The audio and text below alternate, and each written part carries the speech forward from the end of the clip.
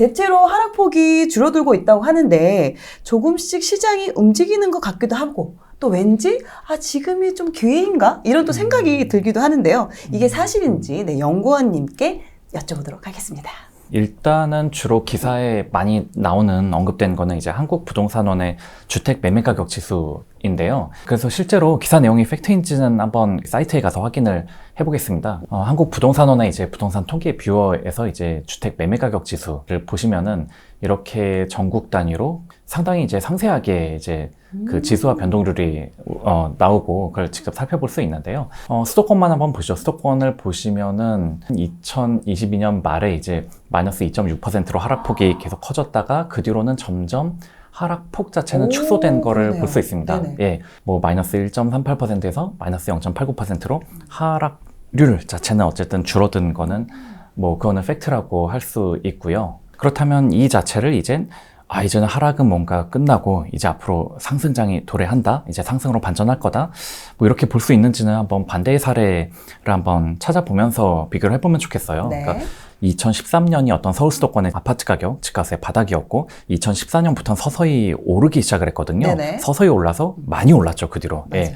2013년부터의 매매 가격 지수의 변동률을 보시면은 조금씩 2014년 말 이후로 좀 오르다가 이상하게 2014년부터는 또 다시 좀 내려갑니다. 네네. 이건 뭐 서울로 봐도 이제 뭐 마찬가지고요. 심지어 희한하게 또 용산구는 뭐 계속 그냥 하락만 이렇게 하는 식으로 나오고 있습니다. 그러면 우리가 이런 지표를 보고서는 지수 자체가 뭐 오르다가 내린다라고 해서 뭐 하락장이고 뭐 이렇게 내리다가 오른다라고 해서 상승장이 되고 뭐 이런 식으로 어떤 저런 지수의 변화라든가 이렇게 하락폭 상승폭만 가지고 그 변화를 가지고 앞날을 이렇게 예단할 수는 없다는 거죠. 네. 특히나 또 기간이 긴 게 아니라 좀 짧은 편이잖아요. 그러다 보니까 그렇죠. 오히려 그 네. 기간을 이런 것도 좀 이게 흐름상인지 아니면 잠깐인지 이런 것도 좀 볼 필요가 있겠네요. 저 주택 매매 가격 지수의 변동률, 흔히 우리가 이제 기사를 보면은 몇 퍼센트 올랐다, 몇 퍼센트 떨어졌다, 이거를 맞아요. 많이 주목하다 보니까 그게 어떻게 산정되는지 좀 한번 살펴볼 텐데요. 변동률을 산정하는 방식이 두 가지 방식이 있습니다. 우리에게 익숙한 거는 시가총액 방식이라고 해서 이 위와 같은 방식이거든요. 네. 예를 들어서 서울의 집값은 20억에서 18억으로 한 10% 떨어지고요. 지방은 한 5억에서 6억으로 20% 상승을 했단 말이죠. 그러면 사실은 이 두 개를 합한 게 25억에서 24억으로 떨어졌으니까 그러면 뭔가 전국에 이런 다 합친 집값이 4% 하락했구나. 이게 이제 흔히 우리가 인식하는 방식이거든요.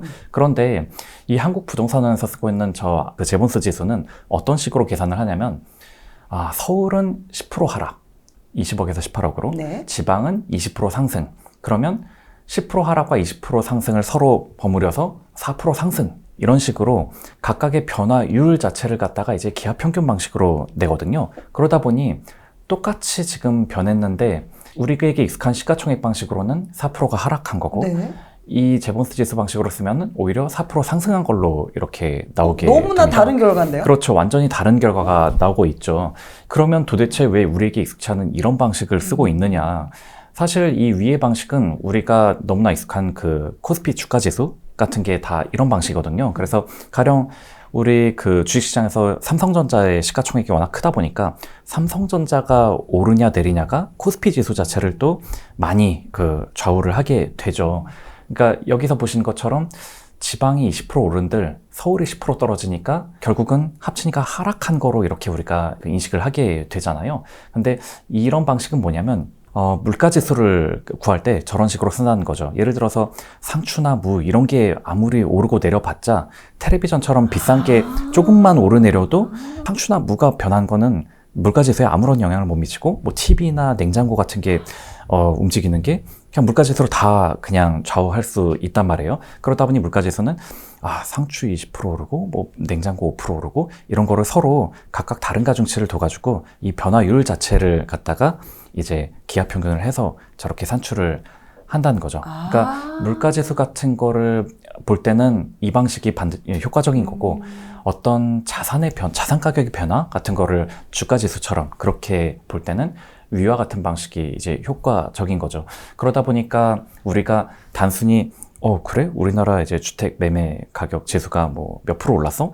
이런 거를 보면서 흔히 많이 나오는 또 어떤 기사라든가 의견 중에 하나가 뭐냐면 우리나라는 집값이 다른 나라들보다 되게 안 올랐다. 뭐 그런 얘기들을 좀 많이 하게 되는데 그 이유가 뭐냐면 가령 미국의 이제 유명한 그런 주택 가격 지수 산출하는 지수인 케이스 실러 지수는 이런 그 시가총액 방식으로 지수를 측정합니다. 근데 우리나라는 지금 지수가 이렇게 물가지수 산정하듯이 재본수 지수를 쓰다 보니까 서울이 많이 올라도 다른 데들이 안 오르거나 떨어지면은 그냥 지수 자체가 별로 안 오르게 이렇게 산출이 되는 거예요. 서울 사는 사람한테는 집값이 많이 오른 거거든요, 분명히. 그렇죠. 근데 지수로는 서울 말고 다른 데들은 안 올랐으니까 이걸 다 상승률끼리 서로 기하평균해서 전체로 합쳐서 보면은 우리나라가 집값이 거의 안 오른 것처럼 지수가 그렇게 보도가 된다는 겁니다. 네. 오, 저희는 기존에는 그냥 몇 퍼센트 하락이냐, 몇 퍼센트 상승이냐, 네네. 요거에 초점을 맞췄지. 지금 네. 말씀하신 것처럼 어떻게 해서 그 결과값이 나오는지에 대해서는 네. 전혀 알지 못하고 있었거든요. 네. 그러면 이 부분은 출처가 어디냐에 따라서 이 결과값에 대해서도 다르게 생각해야 되는 부분이 분명히 존재한다는 거네요. 그렇습니다. 사실은 흔히 이제 부동산 114, KB 그리고 한국부동산원 이렇게 세 군데가 주로 이 주택가격 지수를 공표를 하는데 세 군데가 서로 다 다르게 나오거든요. 그게 방식이 저렇게 다 다른 게 우선 큰 요인이라고 할 수 있습니다. 이 구분점을 먼저 좀 제대로 파악을 해야 될 것 같아요. 네네. 결과가 그렇죠. 너무 다르니까. 네네네. 맞습니다. 네. 그렇다면 이게 지금 만약에 오히려 그러면 현실에 맞도록 그럼 뭐 실거래가 통계만 사용해서 좀 지수를 만들면 오히려 그게 더 현실적으로 맞지 않나요? 맞습니다. 저도 이제 좀 그렇게 생각했는데 왜냐하면 저렇게 전문가들의 감정가 중심으로 지수를 산출하는 게 너무 현실과 다르다면 이거는 좀 문제가 아니냐 이렇게 싶었는데 작년 가을쯤에 이제 마포구의 한 아파트가 이제 호가는 15억인데 딱 한 채가 8억에 거래가 됐었던 사례가 있었습니다. 그러니까 이게 워낙에 그때 충격을 주다 보니까 당시에 막 기사도 막 많이 나고 그랬었는데요. 여기 실제로 이 실거래가 추이를 봐도 무려 1년 가까이 거래가 없다가 15억이 8억으로 딱 실거래가가 찍힌 거죠. 그러네요. 예, 그러면 이거를 실거래가로만 지수를 만든다 하면은 갑자기 마포구는 50% 하락 뭐 이런 식으로 그러면은 지수가 나와야 된다는 건데 그게 또 맞느냐라는 거예요. 저게 어떤 사정이 있는 거래였는지는 모르겠지만 실제로 50% 하락이면은 그 50%한 가격에들 사고 팔 수 있어야 되는 건데 저것만 특이치라면은 지수를 50% 하락이라고 이렇게 저 실거래가만 반영을 해서 나올 수는 없는 거죠. 이게 만약에 정말 사고 팔고 거래가 주식처럼 많이 일어난다면 실거래가만으로 그 지수를 만들 수 있겠지만 저희 보시는 것처럼 이렇게 주택이란 게 워낙 비싼 거다 보니까 또 거래가 안 될 때는 너무 없어서 그러면 어쩔 수 없이 전문가의 추정치에 좀 의존을 할 수밖에 없다는 거죠. 그리고 전문가 보기에는 실거래가가 저렇게 나왔긴 해도 하지만 현실적으로 거래 가능한 가격대는 이거다라는 식으로 그냥 다른 가격을 이제 찍어서 지수화하는 거죠. 네. 지방 같은 경우는 또 거래가 아예 뭐 2, 3년 동안 뭐 없을 수도 있는 경우가 네네, 또 생길 수도 그렇습니다. 있으니까 그때는 또 기준 실거래가로 하기에는 또 이렇게 안 맞을 수 있는 부분이 있을 것 같습니다. 네.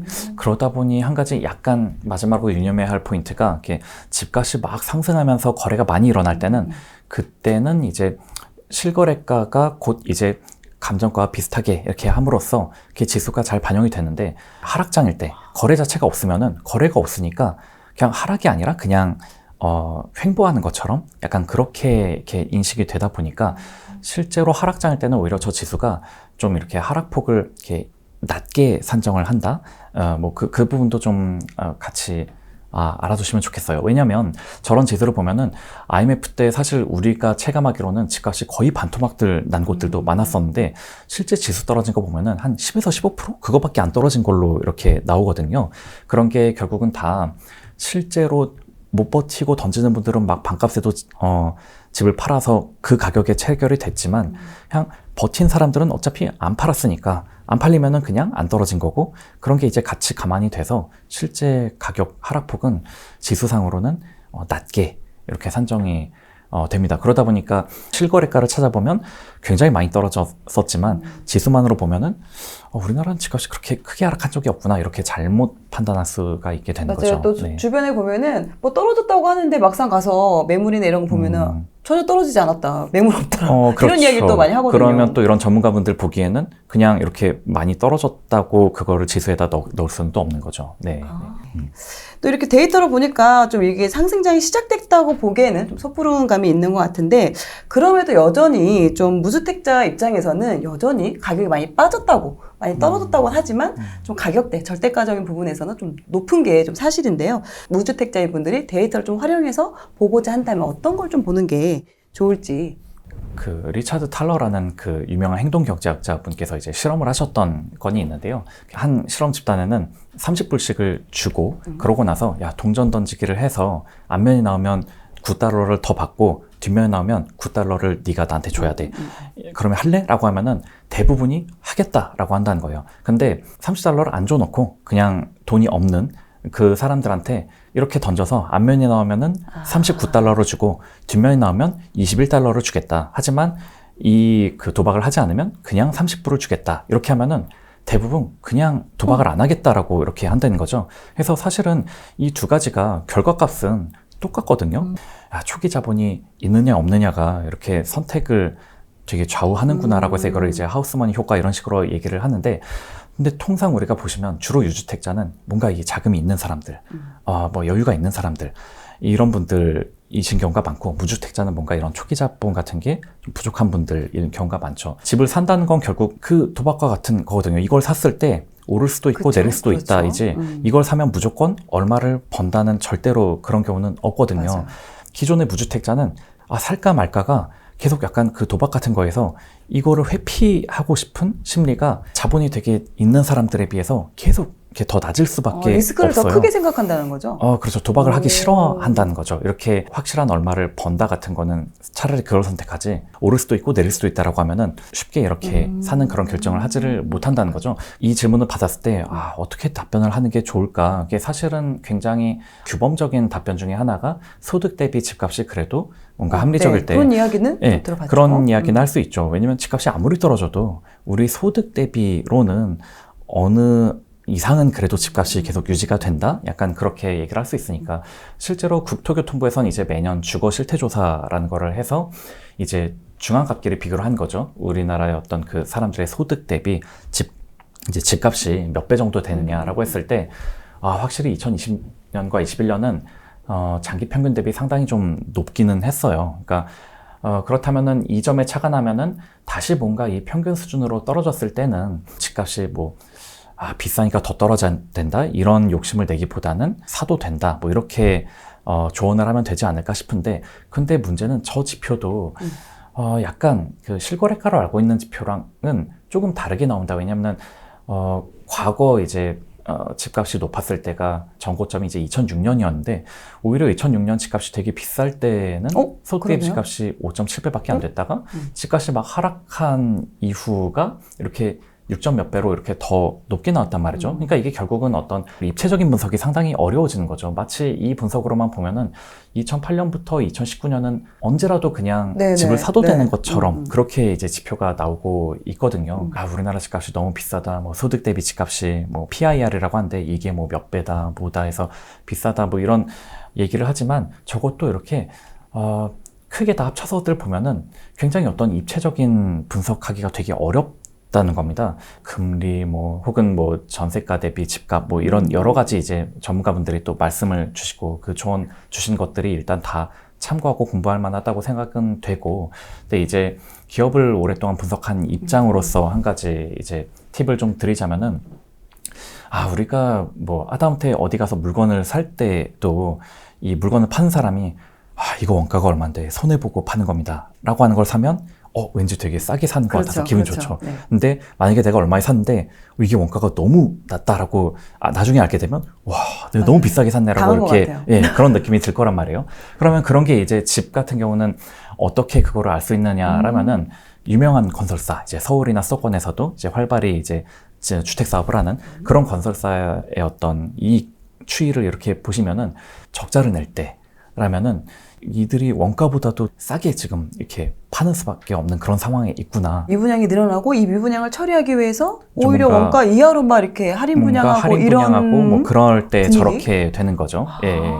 공교롭게도 실제로 이제 그럴 때가 집값의 바닥이긴 했어요. 이때는 정말로 어디에 뭘 사도 이제 그 뒤로는 맞아요. 예, 이렇게 벌 수 있었던 타이밍이기도 하죠. 물론 이거를 그렇다고 또 잘못 오인하셔서 야 그러면 저런 대형 건설사가 주택사업에서 적자일 때만 사야지라고 해서 뭐 2014년 같은데 조금 흑자 났네. 아이 그러면 지금 벌고 있다는 거잖아. 안 사. 이러면 안 되고 그러자는 건 아니고. 오랫동안 기다려야 될 것 그렇죠. 그거는 아니고 여기서 보신 것처럼 이렇게 계속 이익이 오른다 이러면 야 이거 점점 너무 많이 남기고 있는데 하면은 이젠 좀 이제 좀 많이 비싸졌는데 이 정도 감각을 가지고 그리고 이게 점점 이렇게 좀 낮아진다 이러면 뭔가 이 공급자가 이익을 많이 못 낼 정도로 지금 집값이 좀 합리적으로 가고 있구나 이런 식으로 받아들이면 좀 더 어떤 내가 합리적으로 살 수 있는 타이밍 판단해 볼 수 있지 않나 싶습니다. 네. 그렇다면 저희가 만약에 예를 들어서 지금 HDC 현대산업개발의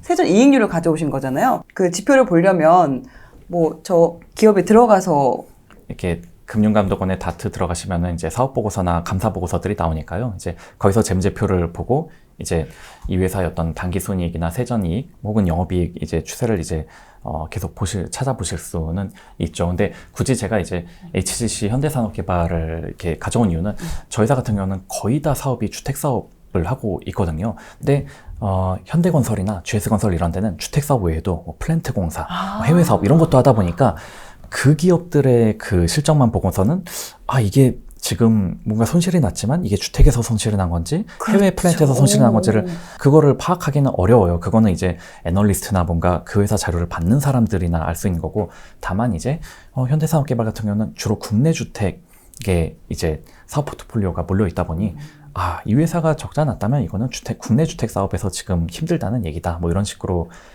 우리가 정보 파악을 할 수 있죠. 매년 이제 발표가 되는 거고 그럼 네. 현재 지금 2021년까지 지금 보여주신 거죠, 표를? 네, 저기서는 그렇습니다. 이제 2022년 실적은 이미 나오기는 했고요. 예, 아직까지는 건설사들이 다 이익을 잘 내고 있습니다. 네. 아직은 이익을 내고 있나요? 네, 뭐 작년까지의 실적이니까요. 이제 앞으로는 또 달라지겠지만 올해 또 실적이 어떻게 나오는지도 한번 눈여겨볼 필요가 있겠네요. 사실은 어느 정도 답은 정해져 있죠. 이제 집값 자체가 낮아졌으니까 이 이익 자체는 점점 줄어들 거다라는 것은 쉽게 예상을 해볼 수 있고요. 그러다 보니까 건설사들 주가도 이렇게 흐름이 좋지는 않죠. 예. 하지만 이제 과연 적자까지 날 거냐, 과연 나더라면 언제 날 거냐, 뭐 이거는 뭐 좀 더 지켜봐야 되는 이슈겠고요. 예. 이게 또 산업하고도 다 연결이 돼 있으니까 주식, 뭐 산업, 부동산 전부 다 이렇게 또 연결이 또 돼 있네요. 그렇죠. 네. 알겠습니다. 그렇다면 앞으로 이제 한국부동산원이나 이 KB에서 발표되는 이 데이터를 활용한 기사들은 또 여전히 지금도 나오고 있고 앞으로도 계속해서 나올 텐데 그럼 개인들이 좀 더 유의해서 좀 봐야 할 것들이 있다면 어떤 게 있을까요? 언론사에서 이제 일하시는 기자님들이 통상 하루에 한 건 정도 기사를 써야 되는 압박이 있어요. 그러다 보면 사실 제일 쓰기 쉬운 주제 중에 하나가 한국부동산원의 주택 매매 가격 지수는 매주 혹은 매달 발표되다 보니까 나오면 쓰기 너무 좋은 주제이거든요. 그러다 보니까 기사화도 되게 많이 되는 편이기는 해요. 맞아요. 근데 그거는 기사를 써야 되는 이제 그분들의 노고와 사정이지 우리가 그거를 굳이 매주 매달 확인하면서 지난달보다 어쩌고 이거에 그렇게 몰입할 필요는 없다는 거죠. 그러니까 앞에서 쭉 이 지수의 의미와 뭐 이제 실거래가와의 차이점 이런 거를 설명드린 이유가 앞으로도 저런 기사 정보는 계속 쏟아져 나오겠지만 맞아요. 우리가 이런 거를 좀 알고서 단편적인 이런 정보에 휘둘리기보다는 좀 더 크게 보자. 네, 그런 차원으로 말씀드립니다. 네. 왜냐면 이제 저희가 이제 부동산이나 이런 관련 뉴스를 볼 때 가장 먼저 나오는 게 요 지수에 대한 부분이거든요. 변동률이 지금 얼만큼 올랐고 떨어진 것도 이전 대비 얼만큼 떨어졌고 이게 항상 거의 부동산 면에서 헤드라인처럼 네. 나오는 부분이어서 또 이제 처음 본 입장에서는 이게 정말 중요한가 보다 하고 그것부터 이제 읽어 나가기 시작하다 보니까 좀 거기에 좀 많이 흔들리는 경우가 많이 있었는데 네.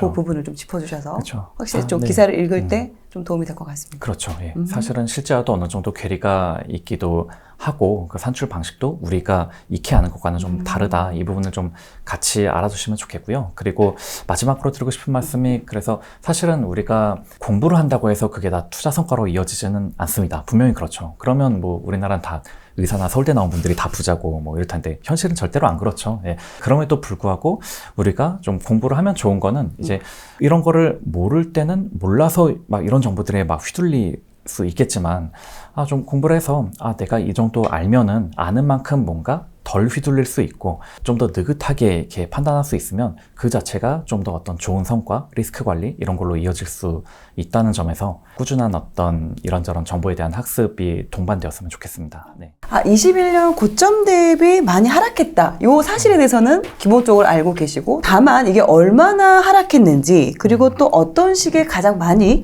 하락했는지 이런 걸 또 데이터로 확인해 볼 수가 있나요? 수도권의 같은 경우는 이제 2006년에서 2007년 초가 고점이었고 네. 2013년이 저점이었으니까 그 기간의 가격 변화가 어땠는지를 좀 살펴보면요. 네네. 분당, 성파, 뭐 강남 이런 뭐 사람들이 다 굉장히 좋은데. 선호하는 곳들마저 마이너스 53%, 뭐 마이너스 47, 마이너스 38 이렇게 하락률이 굉장했었습니다. 흔히 저 지역들이 이제 당시에 버블 세븐이라고 불렸던 곳이거든요. 그러니까 이제 강남 3구, 그리고 분당, 용인, 평촌 뭐 이렇게 해가지고 버블 세븐이라고 불렸던 곳들인데 그러면 저 사람들이 선호하는 곳들이 저 정도 떨어졌으면 그냥 다 볼 것도 없겠네. 실제로 대부분이 다 저렇게 많이 떨어지긴 했는데 아주 일부는 정말 서울에서도 저렇게 이렇게 잘 버텼던 곳도 있긴 하고요.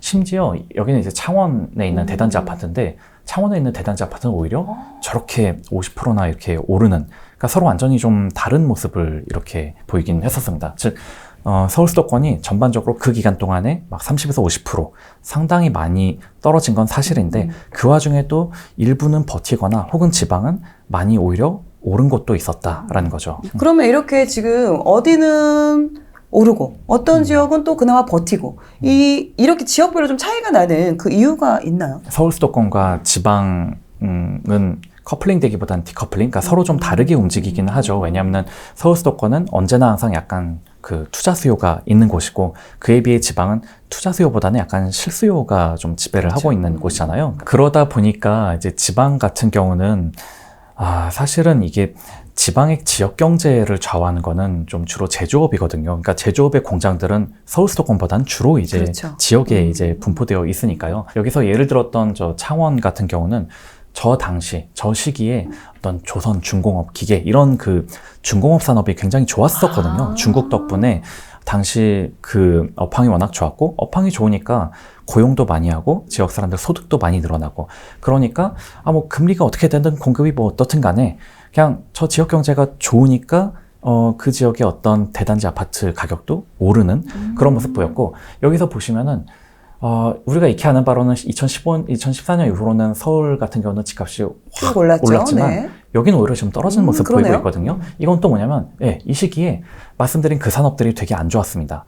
되게 안 좋으니까 그 실업자도 많이 늘어나고 소득도 오히려 감소하고 그러다 보니까 집값이 서울과는 완전히 그런 반대의 모습. 그러니까 이게 단지 서울이랑 그럼 지방은 반대로 움직이냐? 그게 아니라 그 지역의 어떤 소득을 좌우하는 경제, 그 산업이 어땠느냐에 따라서 되게 좀 많이 달라진다는 거죠.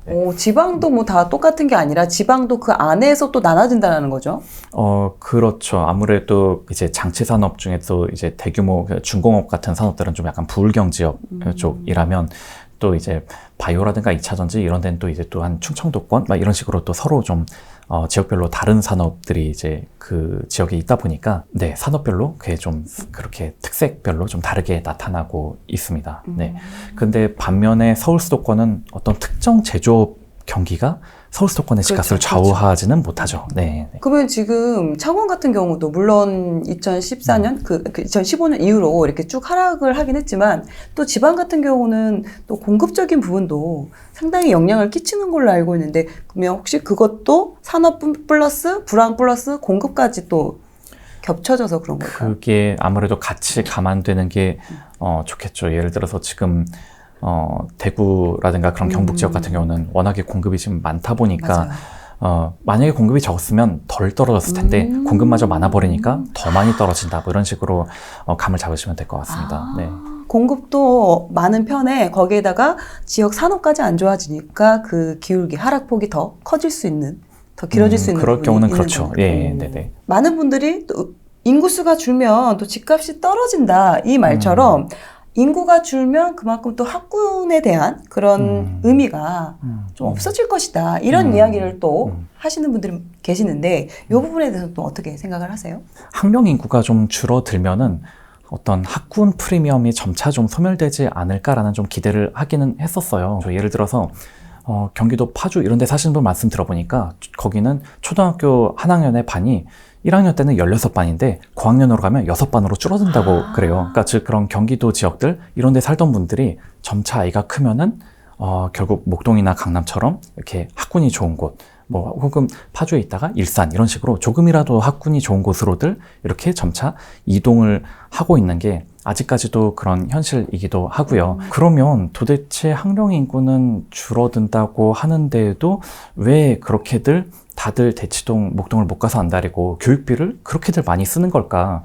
이 부분에 대해서 좀 생각을 해보면 우리나라 뭐 인구 구조, 이 출생아 수를 보면은 저기 저 70년도 70년에 100만 명에서부터 쫙 이렇게 떨어져 온 거는 사실입니다. 그런데 우리가 생각을 해보면 한 80년대생 혹은 한 90년대생쯤만 해도 보면은 부모님이 외벌이인 경우가 많았었어요. 예. 맞아요. 근데 대략 어찌 보면 한 2000년대생부터가 부모님이 맞벌이가 이제 늘어난 것 같거든요. 아무래도 맞벌이를 해서 소득이 커질수록 교육비로 쓸 수 있는 버퍼도 훨씬 더 이제 거의 더블로 늘어난다고 일단은 볼 수 있겠죠. 이제 교육계 같은 경우는 이 어쨌든 학생 수가 줄어든 것 자체는 현실이다 보니까 그래서 사실 주식시장에서도 야 메가스터디 이런 건 이제 미래가 없다 주식 뭐 이런 식으로 했지만 돌아보니까 오히려 지금 사교육비가 더 늘어나고 메가스터디 주가도 확 더 뛰었거든요.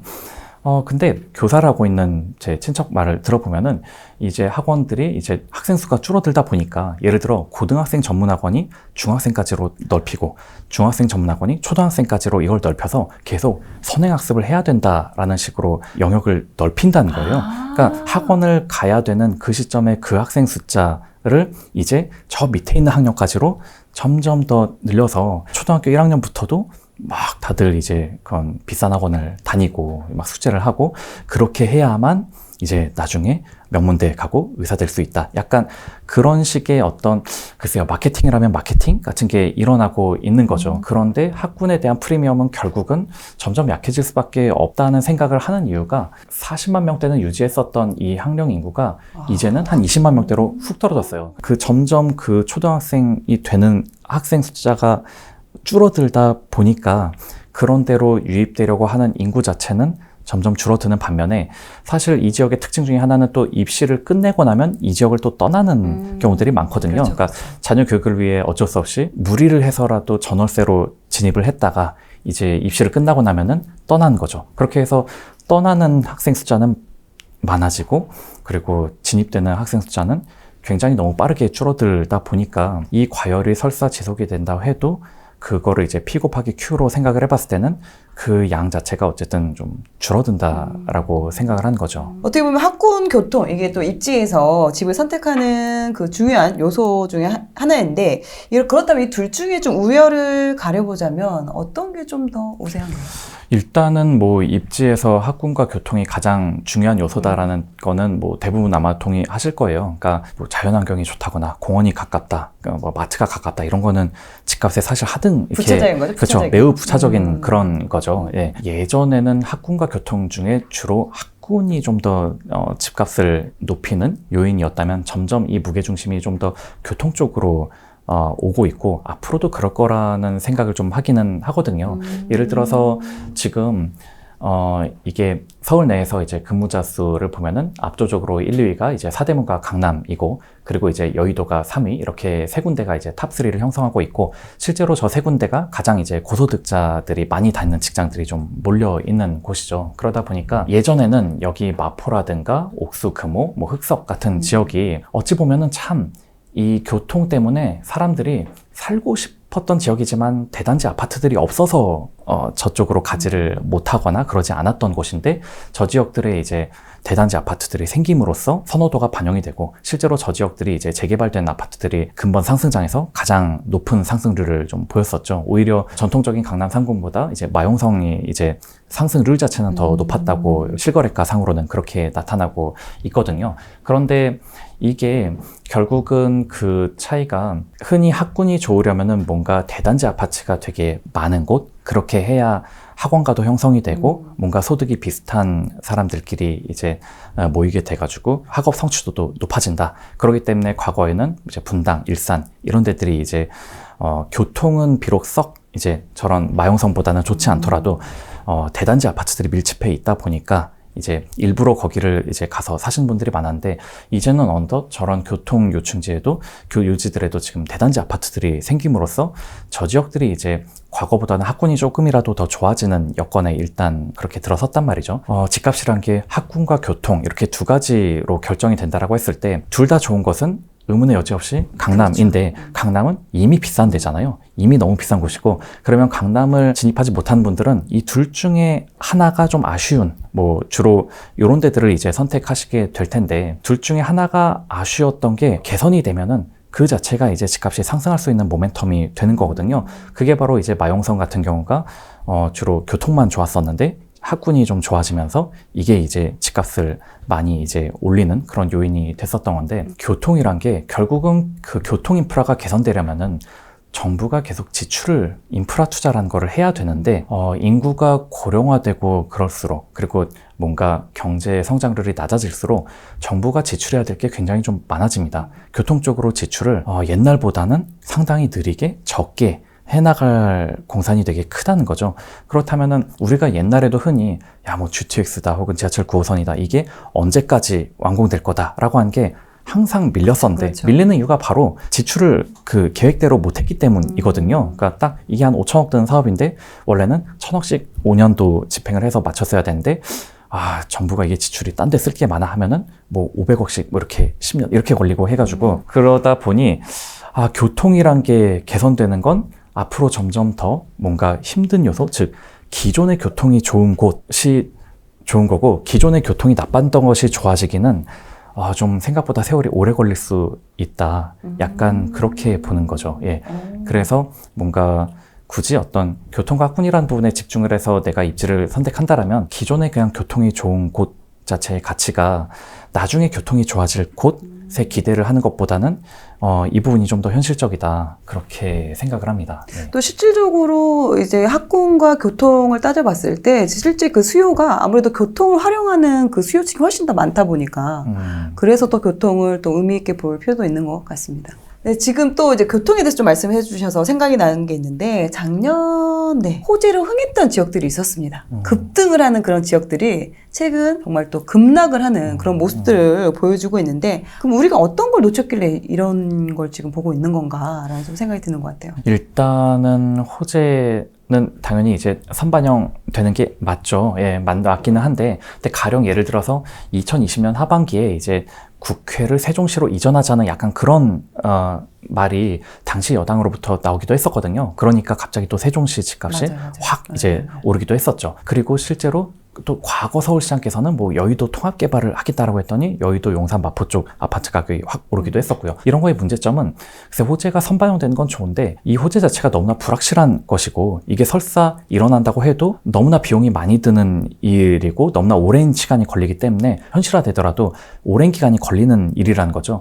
그러면 우리가 이것도 금리와 같이 연결해서 생각해 볼 수 있는 게 금리가 너무 낮을 때는 이런 호재를 대부분 시장이 세게 반영을 합니다. 왜냐면 오래 걸리더라도 금리가 너무 낮으니까 버틸 수 있어. 뭐 이런 개념인 거죠. 하지만 금리가 높아지면 1년 1년 기다리는 게 굉장히 힘들어지죠. 예. 그렇죠. 금리가 오르면 한 해 한 해 버틸 수 있는 부담이 훨씬 올라가게 되죠. 그래서 통상 금리가 오르면은 이런 호재 선반영됐던 곳들이 이제 더 많이 떨어지는 그런 모습을 보이게 됩니다. 네. 마치 주식시장에서는 그런 기술주들이 금리 오를 때 더 많이 떨어지는 것과 좀 비슷한 이유죠. 그러면 금리가 좀 안정을 찾고 또 가격이 좀 많이 떨어지면 오히려 그때는 호재가 어느 정도 그래도 있는 지역을 보는 것도 괜찮지 않을까요? 그렇죠. 예, 금리가 낮아질수록 그러면 호재가 있는 지역은 또 이제 그거를 또 선반영을 더 많이 하려고 하기는 할 테니까요. 예, 그거는 또 이제 또 반대로 다른 문제라고 할 수 있겠습니다. 네. 그러니까 호재가 가격이 너무나 이제 많이 반영돼서 너무 비싸지면 문제이지만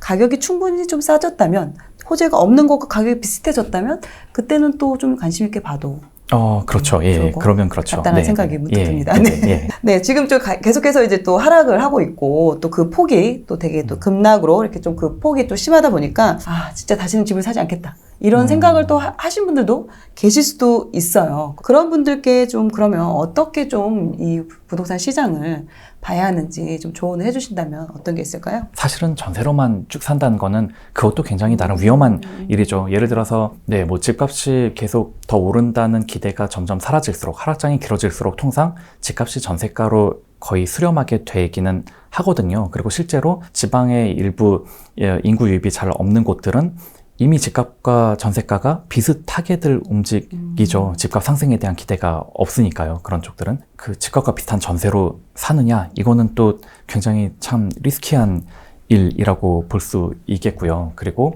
물론 이제 일부러 월세를 사시는 그런 분들도 제 주변에도 꽤 있습니다. 즉, 이 큰 돈을 나는 다른 데 굴리겠다. 나는 집에 이렇게 큰 돈을 사업하시는 묻어두는 건, 분들이나? 그렇죠. 뭐 사업을 하시는 분들이라든가, 혹은 뭐 주식이나 좀 더 액티브한 투자를 하는 분들은 그럴 수도 있는데, 그게 스타일이, 체질에 맞는 분도 계시지만, 제가 생각하기에 대부분의 분들은 이게 많은 분들이 어른분들일수록 집을 그래도 사는 게 좋다라는 얘기를 하냐면 이게 강제 저축 효과가 확실히 있긴 하거든요. 이거를 유동성으로 이 큰 돈을 가지고 있다가는 아까 말씀처럼 사업을 해볼까, 뭐 주식 투자, 암호화폐 막 이런 거 하다가 물론 그렇게 해서 잘 벌 수도 있죠. 하지만 굉장히 크게 잃을 수도 그렇죠. 있는 반면에 집으로 가지고 있으면 집값을 이게 너무 비쌀 때 사지만 않는다면 그 내 자산을 잃는 데는 이거보단 그래도 더 안전하긴 하거든요. 장기적으로 봤을 때는 또 분명히 좀 그런 측면이 있고요. 그래서 집값이 하락하는 동안에는 집을 살 필요가 있나 이런 의식이 팽배할 수는 있지만 어느 정도 이제 하락이 멈추고 안정되고 나면은 부동산은 그래도 안정적인 자산이라는 거를 이렇게 느끼실 수 있는 시기가 또 올 것이다. 네. 그러면 꼭 전월세로 산 것보다는 집을 사는 게 나을 수 있다. 실제로 2012, 13년처럼 집값이 꽤 오랜 기간 하락하니까 그때 당시 좀 젊은 사람들 위주로 집을 왜 사? 뭐 이렇게 집은 살 필요가 없어. 이런 얘기들이 있었지만 정작 그때가 돌아보니 집을 사야면은 좋았던 시기였었죠. 네. 그런 부분도 같이 착안을 해보셨으면 좋겠어요. 네. 같은 우리 대한민국 안에서도 집값이 어디는 또 많이 오르기도 하고 어디는 또 좀 덜 오르기도 하고 도대체 집값을 결정하는 요소가 뭔지 요소로는 이제 인구와 소득이 참 중요하죠. 그런데 인구와 소득이 그렇게 급격하게 변하지는 않다 보니까 마치 지각이 움직이는 것처럼 우리가 평상시에는 그렇게 크게 이 변화를 잘 못 느낀다. 하지만 이제 이게 크게 변할 경우는 마치 지진이 난 것처럼 우리가 크게 느끼게 되는데 그게 바로 예시를 들면은 우리나라에서 인구 소득이 크게 변했던 때가 IMF 때 그때 소득이 갑자기 크게 내려가는 상황에 되다 보니까 집값도 그때 너무나 크게 마치 지진이 난 것처럼 크게 움직였죠. 하지만 그런 경우는 굉장히 좀 이제 드문 일이다 보니까 그러면 인구와 소득이란 거는 그냥 좀 어느 정도는 안정된 지표라고 봤을 때 결국은 금리와 공급 우리가 직접 많이 체감하게 되는 그런 요소라고 좀 생각을 합니다. 금리하고 공급에 대해서 말씀을 해주시는데 그럼 일단 금리 먼저 한번 보도록 하겠습니다. 그럼 이전 정부에서는 그 금리가 어땠고 그에 따라서 그럼 집값이 어땠는지 이걸 먼저 한번 살펴볼 필요가 있을 것 같아요. 2014년부터는 이제 서울의 집값이 오르기 시작했다라고 말씀을 드렸는데 당시에 이제 금리 상황을 일단은 시장금리도 있지만 저는 기준금리만 놓고 이제 설명을 드릴게요. 네. 저 당시에 이제 기준금리가 이제 2.5%에서 시작을 해서 계속해서 금리를 내리게 됩니다.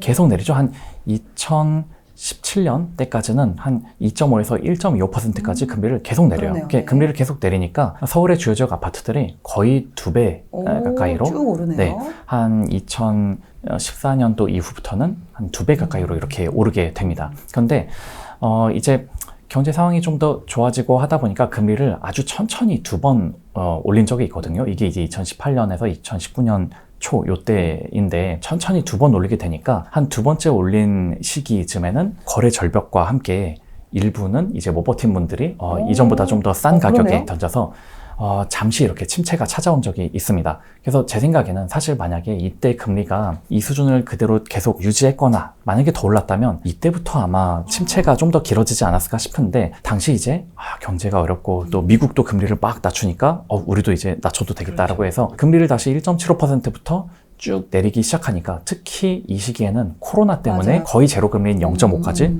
확 끌어내리게 되죠. 그랬더니 이 짧은 침체를 딛고 집값이 다시 우상향하게 됐었고요. 반면에 이제 비서울 지역들 상황을 보시면 그러니까 이렇게 금리를 2.5에서부터 쭉 내렸을 때 그리고 뭐 잠깐 올렸을 때 이렇게 쭉 내리든 올리든 거의 변화가 없는 것을 이렇게 보실 수 있습니다. 2.5보다 금리를 내리면은 그 자체로 돈값이 싸진 거니까 유동성이 더 풀린 건 맞거든요. 근데 그 풀린 유동성이 서울과 일부 인기 지역으로만 흘러 들어갔다는 거죠. 그러니까 저 정도 낮춘 거로는 약간 비선호되는 지역이나 비선호되는 대형 아파트 이런 것까지로는 수요가 이렇게 쭉 흘러가지는 않았었는데 급기야 이제 코로나 덕분에 우리가 한 번도 경험하지 못했던 0.5%라는 기준금리를 쫙 내리게 되니까 그동안 안 올랐던 곳들마저도 갑자기 거의 2배 가까이 한 번에 반등을 하게 됩니다.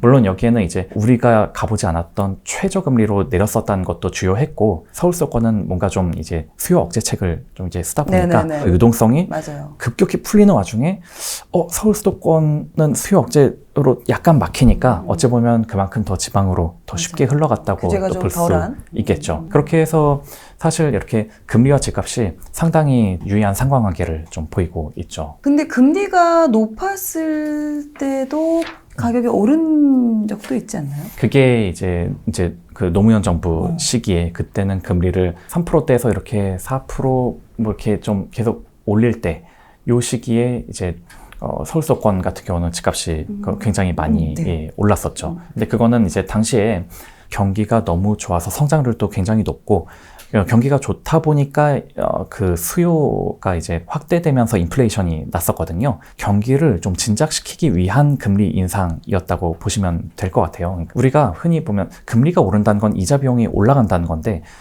금리가 오른 것보다도 내 소득이 더 많이 올라가면 그러면 이자 비용 오른 것 정도는 뭐 충분히 커버를 할 수가 있죠. 그런데 내 소득은 안 오르는데 이자 비용만 마구 금리가 올라서 이자 비용만 마구 올라 자산 투자 같은 거를 할 수가 없는 뭐 그런 상황으로 이어지게 되는 거죠. 그때 당시는 성장률이 높았고 그로 인해서 전반적으로 소득도 많이 상승을 했었던 시기였었다. 그런데 지금 같은 경우는 그렇지는 못한 시기에 이제 금리만 빨리 올리니까 이렇게 자산 가격이 크게 조정을 받고 있는 거다. 이렇게 말씀드릴 수 있습니다. 금리가 그 개인들이 거주하는 그런 전월세에도 영향을 끼치나요? 금리 자체가 월세에 직접적으로 영향을 준다고 생각하지는 않아요. 월세를 내가 얼만큼 받을 수 있느냐는 사람들의 소득 수준에 달린 거거든요. 그러니까 사람들 소득이 안 느는데 나는 월세를 계속 올리고 싶다? 이거는 그럼 정가가 되지가 않죠. 그러니까 월세는 사람들의 소득 수준 그리고 공급이 얼마나 많으냐에 달려 있다고 생각하거든요. 즉 소득도 오르고 내가 월세를 높이고 싶었는데 주위에 막 공급이 많아진다?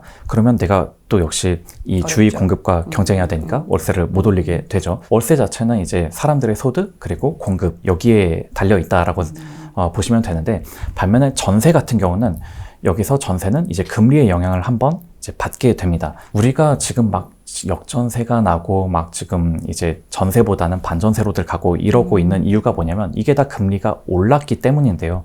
왜 금리가 오르면 이렇게 되느냐? 금리가 굉장히 낮을 때는 이 보증금을 내고 사는 게 월세 낸 거와 비슷하거나 아니면은 월세 낸 거보다 더 나았다는 판단을 한단 말이에요. 그러니까 이 보증금만큼을 대출해서 빌려서 나가는 대출 이자가 월세 내는 것보다 더 저렴하다. 그러면 다들 전세를 살죠. 그렇죠. 하지만 대출 이자가 너무 오르면 이제는 차라리 이 보증금 그냥 갚아버리고 월세 사는 게 오히려 더 싼데 이런 식으로 이제 변하게 되거든요. 월세랑 비교해서 금리가 어느 수준이냐에 따라 전세가가 출렁이게 되는 거거든요. 전세 같은 경우 금리도 영향을 받는 이유가 그만큼 또 전세가 자체가 절대가적인 부분이 워낙에 또 많이 오른 부분이 있으니까 이게 1%만 올라도 그 절대적인 규모 자체가 워낙에 크다 보니까 또 부담감도 그만큼 또 많이 늘어나는 부분도 있지 않나. 자, 그럼 지금 앞에도 금리에 대해서 좀 말씀해 주셨고 또 집값을 결정하는 요소로 공급을 또 말씀을 해 주셨어요. 그렇다면 공급에 따라서 그럼 또 집값이 어떻게 변화를 하고 어떤 시그널을 또 조심해야 하는지. 공급이라는 게 우리가 흔히 이제 입주 물량으로 얘기를 하니까요. 입주 물량 추이를 한번 수도권 아파트에 대해서 네, 입주 물량을 좋습니다. 보시면요. 일단 입주 물량 추이는 이렇습니다. 이제 국토교통부의 공식적인 통계이고요. 수도권의 아파트 입주 물량입니다. 앞서 보셨던 실거래가로도 확인했듯이 대략 2008년부터 2013년은 집값이 떨어졌었던 기간이잖아요. 네. 근데 보시면 공급도 점점 줄어듭니다. 반대로 2014년부터는 이제 서울과 주요 수도권 지역은 집값이 반등한 걸로 알고 있는데 공급도 계속해서 늘어난 모습을 볼 수 있거든요. 공급이 줄어들면 집값이 오르고 공급이 늘어나면 집값이 하락한다와는 완전히 반대되고 있죠. 오히려 공급을 줄였더니 집값이 낮아지고 공급을 늘리니까 집값이 오른다? 이거는 좀 선후관계가 완전히 잘못된 거잖아요. 공급자 시각에서 저는 어떻게 말씀을 드리고 싶냐면 집값이 낮아지니까 건설사들이 공급을 안 한다. 집값이 오르니까 이제 집을 지으면 이익을 많이 낼 수 있으니까 건설사들이 공급을 늘린다. 공급이라는 거는 집값이 내려가냐 올라가냐에 따라 달라지는, 그러니까 집값에 따라 공급이 달라지는 거지 공급 때문에 집값이 달라진다라고 이렇게 추계획을 전도해서 해석하면은 좀 곤란하다라고 생각을 하는 거죠. 그러다 보니 주로 이제 우리가 흔히 접하는 정보들은 야, 이제 뭐 올해는 작년보다 공급이 줄어서 집값이 오를 겁니다. 이런 게 과거에 이렇게 긴 시계열로 봤을 때는 그렇지 않다라는 거고요. 그러면 심지어 지금 이 경우는 보면은 무려 5년 동안이나 공급이 점점 줄었는데도 집값은 계속 낮아졌단 말이죠. 그러니까 상관관계를 공급 때문에 집값이 어떻게 된다라고 이렇게 말하기는 좀 어렵고, 다만 이제 이 정도 얘기는 할 수 있을 것 같은데, 너무 오랜 기간 동안 공급이 줄어들었다 보니까 나중에 금리가 확 낮아졌을 때 이제 수요가 붙었을 때 공급이 만약에 좀 더 많았더라면 조금 덜 오르지 않았을까? 공급이 너무 적었던 만큼 나중에 집값이 크게 상승할 수 있는 어떤 그런 빌미는 좀 누적돼서 제공이 되었다? 그 정도로 해석을 하는 게 맞을 것 같습니다. 그럼 결론적으로 이제 왜 말씀해주신 집값 결정 요소로 이제 금리 그리고 이제 그 공급적인 부분, 이 부분을 좀 계속해서 좀 잘 봐야 되는 부분이 있는 것 같고, 내가 만약에 이제 금리도 어느 정도 안정이 되고 공급도 어느 정도 안정이 돼서 내가 만약에 이제 집을 매수해야 된다라고 생각이 들면 지금 오늘부터 바로 할 수 있는 게 있다면 어떤 게 있을까요? 오늘 쭉 말씀드렸던 사항을 좀 하나로 압축을 해보면은 데이터는 좀 길게 봐야 한다라는 거죠. 그냥 1년, 한 달, 처음에 일부에서 말씀 주셨듯이 뭐 이제 그런 주택 매매 가격 지수가 뭐 지난달보다 어쩌고 뭐 몇 달째 어쩌고 이런 것들은 이제 이렇게 앞날을 이렇게 예측하는데 그렇게 큰 도움이 되는 것도 아니고, 그리고 뭐 공급이 줄면 집값이 오른다, 혹은 금리가 내리면 집값이 오른다, 뭐 이런 것들도 결국은 이렇게 긴 시계열로 봐야 이제 의미를 찾지, 이렇게 단 한 번, 뭐 금리 한 번 낮아지면 뭐 이제부터 집값 오를 일만 남았다, 혹은 뭐 공급이 줄어들면 공급 부족으로 이제 집값 오를 거다, 이런 식으로 어떤 단식 판단을 그때그때의 통계만 가지고 하면은 안 된다라는 겁니다. 기사들은 이제 짧다 보니까 항상 최근의 통계만 이렇게 나열하고 보여주고 그 최근의 통계만 해석한 경우가 많거든요. 하지만 부동산이란 거는 정말 긴 사이클로 움직이는 거라서 지금도 수도권만 보셔도 무려 2008년, 7년까지 거슬러 가야 전고점이 이제 나올 정도로 이렇게 10에서 15년 사이클로 이렇게 움직이는 그렇죠. 자산이다 보니까 그런 자산을 뭐 몇 달, 뭐 혹은 뭐 1년? 뭐 요 정도 기간 정도의 통계만 보고서 섣불리 앞으로는 뭐 이제 우상향이다, 뭐 지금이 살 때다, 접근하시지 말고 좀 더 이제 데이터를 긴 시계열로 보면은 오히려 더 이렇게 편하게 기사나 언론으로 접하게 되는, 혹은 인터넷으로 유튜브로 혹은 접하게 되는 그런 거에서부터 좀 더 초연해질 수 있다고 생각이 들고, 모든 투자라는 거는 내가 초연하게 결정을 해야 리스크 관리도 겸하고 더 좋은 투자 성과로 이어질 수 있을 것 같다. 예, 그렇게 말씀드립니다. 네. 서울 시민들의 평균 소득으로 집을 사는 데까지 걸리는 시간이 12.2년이 평균이에요.